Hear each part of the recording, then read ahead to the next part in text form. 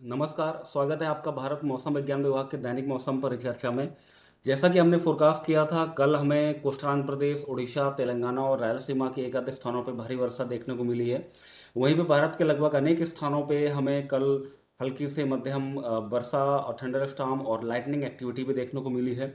अगर हम ओलावृष्टि की बात करें तो हमें कल ओलावृष्टि जो है वो जम्मू कश्मीर, हिमाचल प्रदेश, उत्तराखंड, पंजाब, राजस्थान, पश्चिमी मध्य प्रदेश, बिहार, छत्तीसगढ़, उड़ीसा, वेस्ट बंगाल, मेघालय, मध्य महाराष्ट्र, गुजरात, मराठवाड़ा, तेलंगाना और साउथ इंटीरियर कर्नाटका के कुछ एक स्थानों पर देखने को मिला है।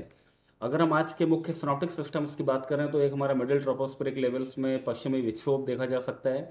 उसके साथ ही लोअर ट्रोपोस्फेरिक लेवल्स में एक साइक्लोनिक सर्कुलेशन दक्षिणी राजस्थान में, दूसरा साइक्लोनिक सर्कुलेशन उत्तरी पूर्वी राजस्थान में और एक और साइक्लोनिक सर्कुलेशन जो कि बांग्लादेश के पूर्वी हिस्से में देखा जा सकता है। और लोअर ट्रोपोस्फेरिक लेवल्स में इन साइक्लोनिक सर्कुलेशन के अलावा एक ट्रफ हमारा उत्तरी पूर्वी अरेबियन सी से लेकर के राजस्थान तक जा रहा है, जिससे कि एक अच्छी खासी मॉइस्चर फीडिंग हो रही है। और इसके अलावा दूसरा जो ट्रफ है वो हमारा दक्षिणी राजस्थान से बांग्लादेश तक जा रहा है। और ये ट्रफ जो मध्य प्रदेश, छत्तीसगढ़ और झारखंड और वेस्ट बंगाल से होते हुए जा रहा है। और दक्षिणी प्रायद्वीप में एक ट्रफ जो है जो कि तमिलनाडु से होते हुए रायलसीमा, तेलंगाना और विदर्भा से गुजर के मध्य प्रदेश तक जा रहा है। अगर हम वेदर फोरकास्ट की बात करें उत्तरी पश्चिमी भारत को अगर हम देखें तो उत्तरी पश्चिमी भारत में अगले 4 दिनों तक हमें हल्की से मध्यम वर्षा अनेक स्थानों पर देखने को मिलेगी। वहीं पे थंडर स्टॉर्म, लाइटनिंग और गस्टी विंड्स भी हमें उत्तरी पश्चिमी भारत के अनेक स्थानों पर अगले 4 दिनों तक देखने को मिलेगी। अगर हम ओलावृष्टि की बात करें तो हमें हिमाचल प्रदेश और उत्तराखंड में अगले 4 दिनों तक ओलावृष्टि देखने को मिलेगी। और वहीं पे जम्मू कश्मीर, पंजाब, हरियाणा, राजस्थान और उत्तर प्रदेश में अगले 24 घंटे तक हमें एकाध स्थानों पर ओलावृष्टि देखने को मिलेगी।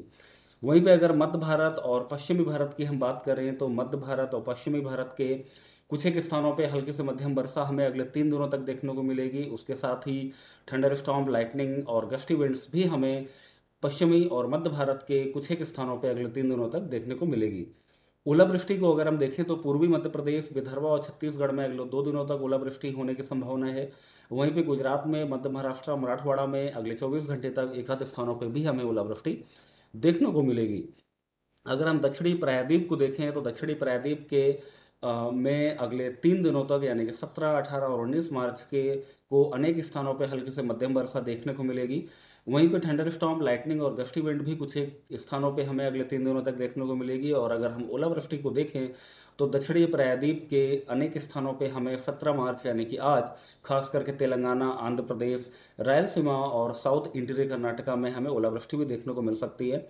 अगर हम भारी वर्षा की बात करें तो कोस्टल आंध्र प्रदेश में अगले 3 दिनों तक हमें एक आध स्थानों पर भारी वर्षा देखने को मिलेगी। वहीं पर तेलंगाना में अगले 2 दिनों तक और रायलसीमा में अगले 24 घंटे के अंदर हमें एक आध स्थानों पर भारी वर्षा देखने को मिलेगी।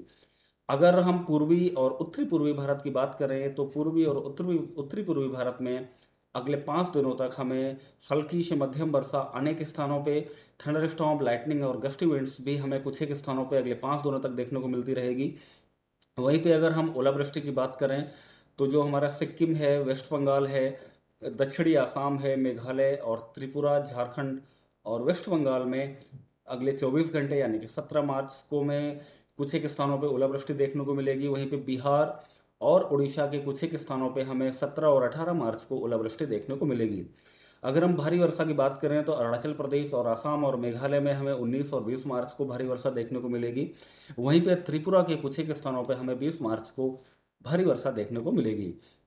ये हमारा कलर कोडेड ग्राफिकल फॉर्म में वेदर वार्निंग है। 17 मार्च को हम देख सकते हैं कि हमने उत्तरी पश्चिमी भारत, मध्य भारत और दक्षिणी प्रायद्वीप के कुछ हिस्से को और पूर्वी भारत के कुछ हिस्से में हमने ऑरेंज कलर का वार्निंग दिया है। इन सभी क्षेत्रों के कुछ एक स्थानों पे हमें लाइटनिंग एक्टिविटी, थंडरस्टॉर्म एक्टिविटी और ओलावृष्टि देखने को अगले 24 घंटे के अंदर देखने को मिलेगी। वहीं पे 18 मार्च को हमने कोस्टल आंध्र प्रदेश, तेलंगाना और छत्तीसगढ़ को ऑरेंज कलर किया है, यानी कि इन सभी क्षेत्रों में हमें ओलावृष्टि देखने को मिल सकती है। वहीं पे कोस्टल आंध्र प्रदेश और तेलंगाना के एक आध स्थानों पर भारी वर्षा भी देखने को मिल सकती है। बाकी अन्य क्षेत्रों में हमने येलो कलर का वार्निंग दिया हुआ है। वहीं पे 19 मार्च को हमने आसाम एंड मेघालय को हमने ऑरेंज कलर दिया है, क्योंकि आसाम एंड मेघालय को हमें भारी से अत्यधिक भारी वर्षा भी एक आध स्थानों पर देखने को मिल सकती है। बाकी उत्तरी पश्चिमी भारत, मध्य भारत और पूर्वी भारत के क्षेत्रों में हमने येलो कलर का वार्निंग दिया है। वहीं पे 20 तारीख को भी हमने उत्तरी पश्चिमी भारत और मध्य भारत और पूर्वी भारत के कुछ एक स्थानों पर येलो कलर का वार्निंग दिया है। जैसा कि हम इस ग्राफिकल फॉर्म में देख पा रहे हैं, 20 तारीख से खास करके 19 मार्च से हमारा जो पश्चिमी भारत है वहाँ पे हमें जो अभी थंडर स्टॉर्म, लाइटनिंग और हेल स्टॉर्म का जो एक्टिविटी चल रहा है भारत में, वो पश्चिमी भारत में हमें 19 मार्च से कमी देखने को मिलेगी। वहीं पे दक्षिणी प्रायद्वीप की अगर हम बात करें तो हमें 20 मार्च से उसमें कमी देखने को मिलेगी। और वहीं पे उत्तरी पश्चिमी भारत में भी 21 तारीख से मौसम में कुछ सुधार देखने को मिलेगा। जो हमारा ओलावृष्टि भारत के अनेक स्थानों में चल रहा है, उसके चलते हम सभी को एडवाइस करते हैं कि जो ओलावृष्टि और जो स्ट्रॉन्ग विंड है उससे हमारा प्लांटेशन, हॉर्टिकल्चर और जो स्टैंडिंग क्रॉप्स हैं उसमें कोई डैमेज हो सकता है। इसके साथ ही ये कुछ हम लोगों को और जो है जानवरों को भी जो कि खुले स्थानों पे हैं उनको कोई नुकसान पहुंचा सकता है। इसके अलावा जो हमारा वनरेबल स्ट्रक्चर्स हैं उनमें भी कुछ डैमेज होने की संभावना है। जो हमारे कच्चे घर हैं, कच्ची वाल्स हैं या झोपड़ियाँ हैं, उनमें भी कुछ नुकसान होने की संभावना है ओलावृष्टि और तेज़ हवाओं के चलते। और जो हल्के और जो लूज ऑब्जेक्ट्स हैं वो फ्लाई कर सकते हैं, जिसके चलते हम एडवाइस करते हैं कि ओलावृष्टि के टाइम पे और तेज़ हवाओं के टाइम पे सभी लोगों को घर के अंदर रहना चाहिए, विंडोज़ और डोर्स को बंद करके रखना चाहिए। और अगर पॉसिबल हो तो ट्रेवल को अवॉइड करना चाहिए, हमें ट्रेवल नहीं करना चाहिए। इसके अलावा हमें सेफ शेल्टर लेना चाहिए, खास करके पेड़ों के नीचे हमें शेल्टर नहीं लेना चाहिए जब तेज़ हवाएं चल रही हों। और अगर हमें कंक्रीट फ्लोर पे और पे भी हमें नहीं रहना चाहिए। इसके अलावा जो हमारे इलेक्ट्रॉनिक इंस्ट्रूमेंट्स हैं, अप्लाइंसेस हैं, उनको हमें अनप्लग कर देना चाहिए, स्पेशली जो हमारा लाइटनिंग एक्टिविटी आपके क्षेत्र में चल रही हो। और लाइटनिंग के टाइम पे जो है वाटर बॉडीज के में भी हमें नहीं जाना चाहिए। अगर हम वाटर बॉडी के आसपास है, उसके अंदर हैं, तो उससे हमें दूर हट जाना चाहिए। और जितने भी ऑब्जेक्ट्स हैं जो कि इलेक्ट्रिसिटी कंडक्ट करते हैं उनसे हमें दूर रहना चाहिए। वहीं पे अगर हम फार्मर्स की बात करें तो हम फार्मर्स खास करके हमारा जो पंजाब, हरियाणा और पश्चिमी मध्य प्रदेश के जो किसान हैं उनको हम एडवाइस करते हैं कि वो जो क्रॉप्स हैं उनकी जो हार्वेस्टिंग है उसको पोस्टपोन करें।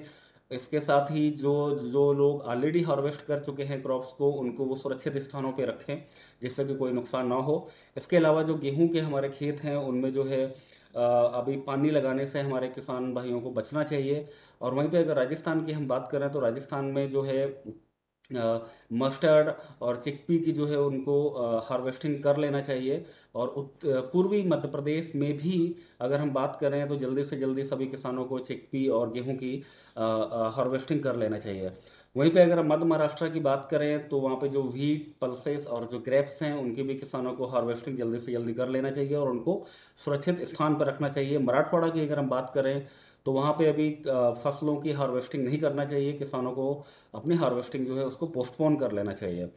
उसके साथ ही जिन भी क्षेत्रों में अगर ओलावृष्टि हो रही है उनको जो है ओलावृष्टि हेल नेट बेसिकली हम यूज कर सकते हैं किसी भी नुकसान से बचने के लिए। मौसम की और अधिक जानकारी के लिए आप हमारे एमडी की वेबसाइट पे विजिट कर सकते हैं। इसके अलावा हमारे फेसबुक पेज और हमारे यूट्यूब चैनल पे भी हमें फॉलो कर सकते हैं। धन्यवाद।